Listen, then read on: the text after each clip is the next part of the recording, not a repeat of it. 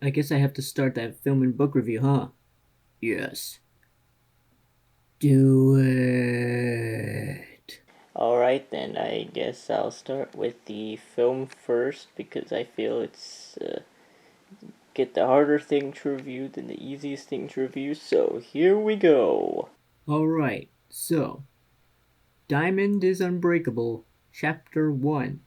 Yes, you heard me right, Chapter 1. This was actually part of a planned series of films, but so far we have no information about a sequel, which is really a shame because I saw this movie and it was genuinely good.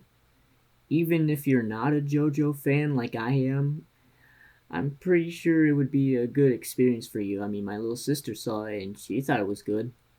Speaking of which, I will try my hardest not to spoil the film because I believe this is a film you have to see for yourself. I mean, sure, it might be weird. Sure, you might not understand what's going on, but there's a beauty to it. So I think spoiling it would ruin that beauty. I mean, of course, I'm gonna show footage from the film, just not anything that's like a major plot point or anything. So, I should probably give information about some of the film. Now, it's not the entire series. So, the original manga ran for 174 chapters, alright? You hear me? You got that information in your head? Alright, well, throw that information out the window or just blow it up. Yeah, blow it up like that because it only follows the first few chapters and a few chapters farther into the series. Basically, it follows the first volume, a quarter of the second volume, and I believe a little bit of the 10th volume. Now, if you don't know what I mean, then I understand. If anyone has read the manga, then they would kind of understand what I mean. I guess that's what the order of the volumes are. I don't really know.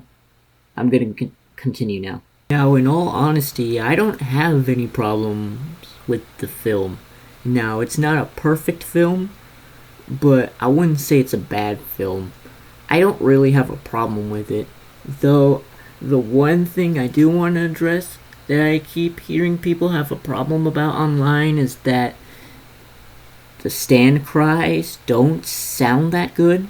Now, I think the stand cries are amazing, but I kind of see where they're coming from.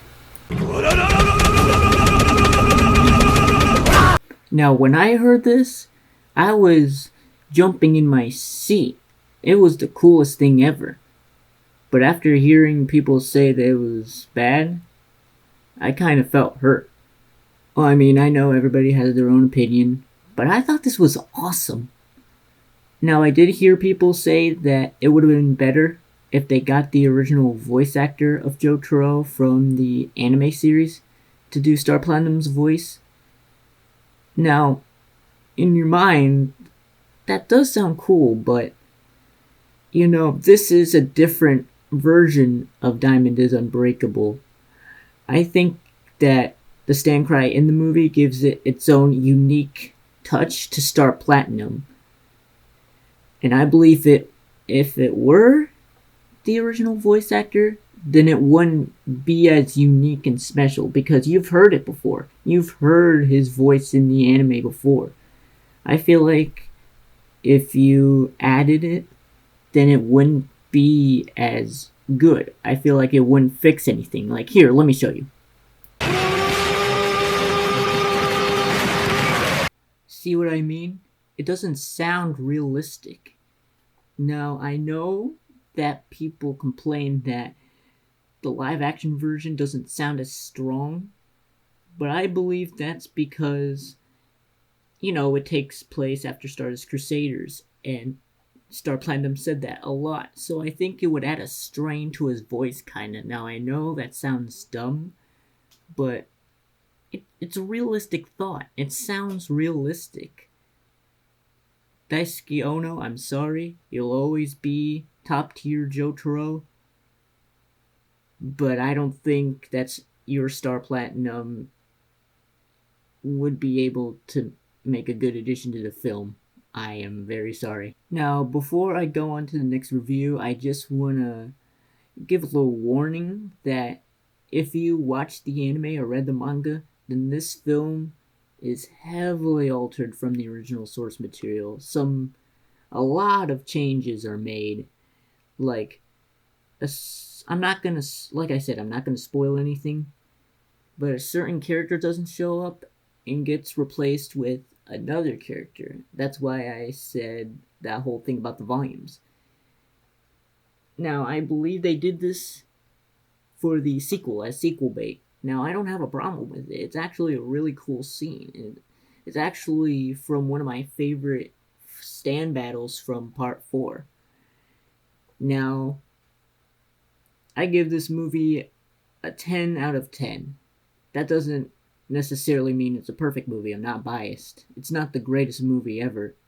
I've seen Joker, but it's a good film. It might be weird, but I highly recommend watching it.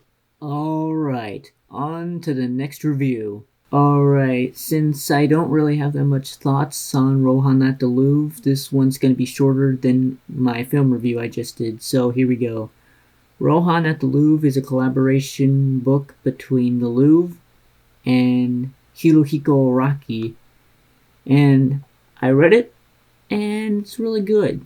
The only problem I do have with it is that I believe my copy has a few grammatical errors. Like one of them I would let slide, but there's one that I believe they could have checked a little bit more.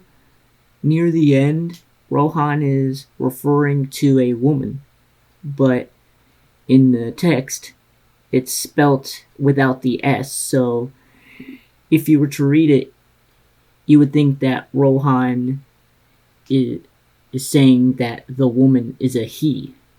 That's the only problem I have with it. Other than that, the art's good, the story's good. I love it. Alright, there's my review of Rohan at the Louvre. Man, that was a lot of fun. Maybe we could do this again next week. No. This is my only review. Now for the meme. Wait, what meme? Dude. No, stop. What are you doing with your hand? This is one of your deaths. No! Psh, lucky dog.